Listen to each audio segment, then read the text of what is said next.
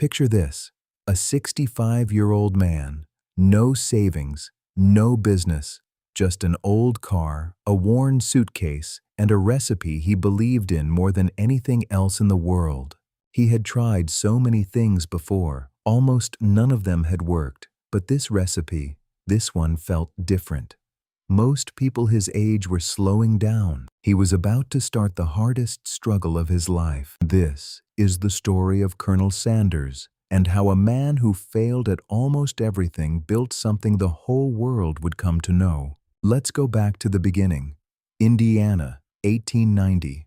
A boy is born into a poor farming family. Nothing special yet, just another quiet birth in a small town. But when he's only 5 years old, his father dies. Suddenly, his mother is alone, working long hours just to put food on the table. There was no time for grieving, no time to be a child anymore, and someone has to cook for the younger children. That someone is him.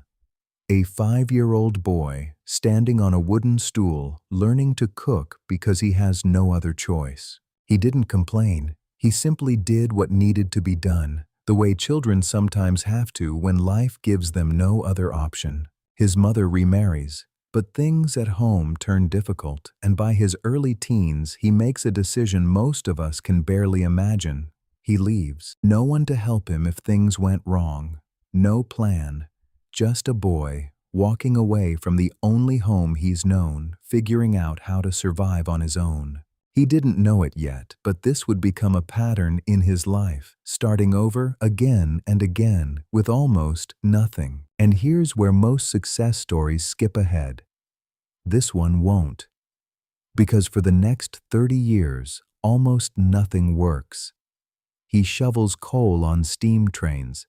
He drives a streetcar. He serves in the army. He sells insurance and gets fired. He runs a ferry boat. He sells tires. He runs a gas station. Some of these jobs lasted only a few months. Others lasted a few years. None of them lasted forever. If you'd met him at 40, you would never have guessed his name would one day be known on every continent. Then something small changes everything. At his gas station in Kentucky, he starts cooking for hungry travelers, just simple fried chicken made with a blend of herbs and spices he'd been perfecting for years. It wasn't fancy, it was simple, honest cooking, and somehow that was exactly what people were hungry for. People taste it, and they don't forget it. Drivers start going out of their way, taking the long route just to eat at his little roadside stop.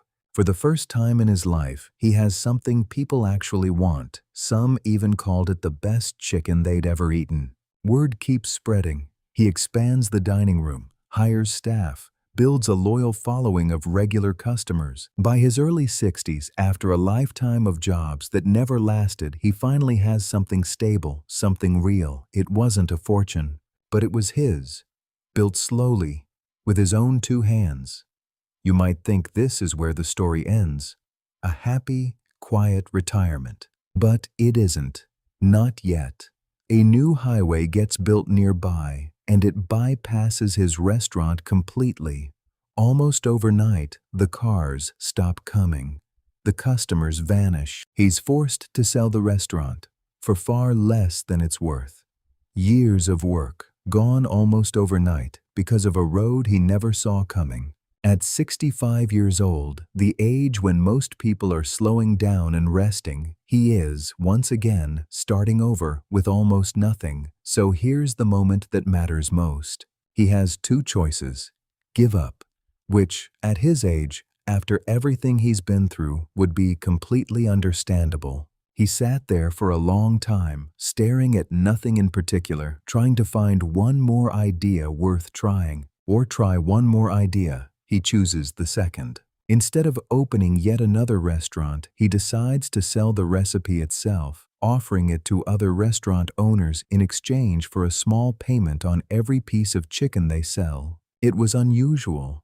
Almost no one was doing anything like it, but it was the only idea he had left to try. So picture him now, an old man driving from town to town, restaurant to restaurant, cooking his chicken for strangers and asking them to take a chance on him. Town after town, restaurant after restaurant. The answer was almost always the same. Most say no before he even finishes talking. Some don't even invite him in.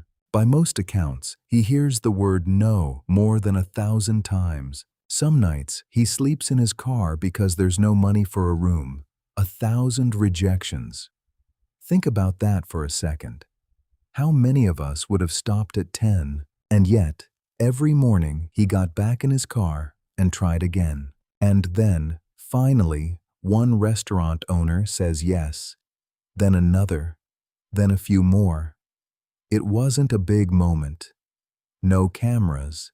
No celebration. Just one tired man and one restaurant owner willing to take a small chance. It's slow at first. Just one yes, then another. But slow progress is still progress. Restaurant by restaurant, town by town, the idea that almost no one believed in started to spread. What started as one man, one car, and one recipe grows into something far bigger than he probably ever imagined. Restaurants across the country, then around the world.